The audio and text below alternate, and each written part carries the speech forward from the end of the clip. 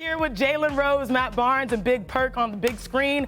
It's going to be really exciting. By the way, can we take a moment of appreciation for Jalen's jacket? Thank you. I'm Brogdon. Thank y'all for having me on the show. I appreciate the love. His name on the back, too. Oh, I missed that. We're going to have to show that a little bit later. But let's get to these games, y'all, because this season's slate features 100 primetime matchups showcased on ESPN and ABC. This includes 18 appearances by Steph and the Warriors and 16 each for Tatum and the Celtics and LeBron James and the Lakers. Let's take a look at some of the games that caught our eyes.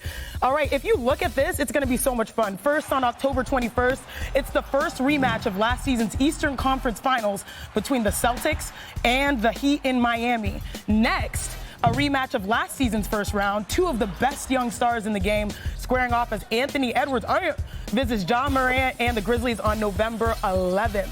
And of course, we have the King visiting the now four-time champion Steph Curry and the Golden State Warriors.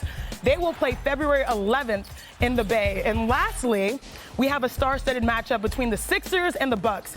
Embiid and Giannis Africa will square off in Milwaukee on March 4th. Let's also take a look at 10 Saturday primetime games on the schedule, starting with a finals rematch between the Celtics and the Warriors on December 10th, and a triple header on January 28th. A lot of great games. You heard it was a hundo of them. So I'm back here with Jalen, Matt, and Big Perk, and I'll start with you, Jalen. As a former player, which all of you guys are, let's be real here, do national TV games really make a big difference in your motivation for this? Absolutely, because it's a chance, A, for the world to see you play outside of your local region. It's also a chance for you to build your brand. And also, it's a chance to show who can show up on the big stage and perform the best. When players tell you all games are created equal, they're lying to you. You're paying attention to the big games just like you're paying attention to when you play against your rivals. You pay it when you go home to play. Like, all of that matters. So absolutely, the bigger games on national TV matter. Completely agree. The sun is a little brighter. The lights are brighter in the arena. The popcorn smells a little bit more buttery. It's just a different energy when you even walk in there, you know, when you're first getting to the game and you're about to get ready to warm up. You can just feel a little bit more electricity when these national TV games. And for every reason Jalen said, I mean, this is your one chance, especially if you're in a smaller region, for the world to get a chance to see you. So national TV games are definitely, you know, things you look forward to during the season. And the Memphis Grizzlies got a lot of love, which they have earned. And I know no one's happier than Big Perk about this. And check out this tweet that we actually saw in reaction to this. Look at this. John Morant, he just tweeted his reaction to the schedule release, writing, and quote, "We got TV games this season," with happy and laughing emojis. Gotta love it. Big Perk, what's your reaction to seeing Ja's tweet? I mean, they earned it. And look, you have to earn television, national televised games. So as electrifying as Ja Morant is, and as fun as the Memphis Grizzlies are to watch, and how good they are, and the steps and the strides that they took last season, those televised games are not given to you. You have to earn them. And they earned those national televised games. He's earned that superstar type attention. And so they deserve it. I'm happy for the Memphis Grizzlies. I'm happy for Ja Morant. And we all know when the light hit the ice, he's not going to disappoint us. And a precursor tweet was about Christmas Day that Ja Morant tweeted. So let's take a look at Christmas games with them now confirmed, 3 of which will be on both ESPN and ABC, a little simulcast action. We kick things off with the Sixers and Knicks at noon Eastern. Then it's LeBron and the Lakers against Luka and the Mavs at 2:30 on both ABC and ESPN, followed by an Eastern Conference clash between the Bucks and the Celtics at 5.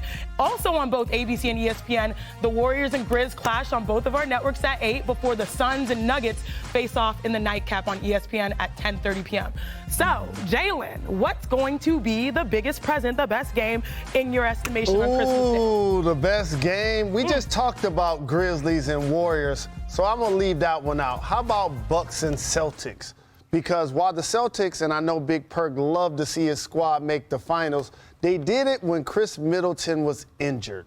So it's going to be interesting to see those two teams, who are on paper my favorites in the East going into the season, square off. Matt? I completely agree. Same thing. I think the road to the Eastern Finals is going to go through one of those cities.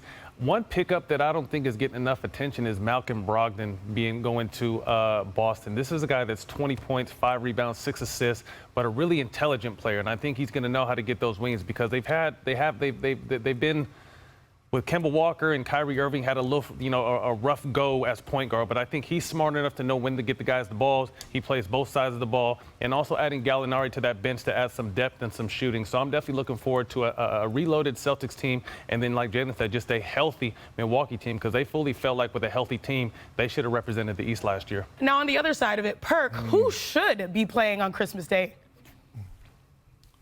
Oh, this is easy.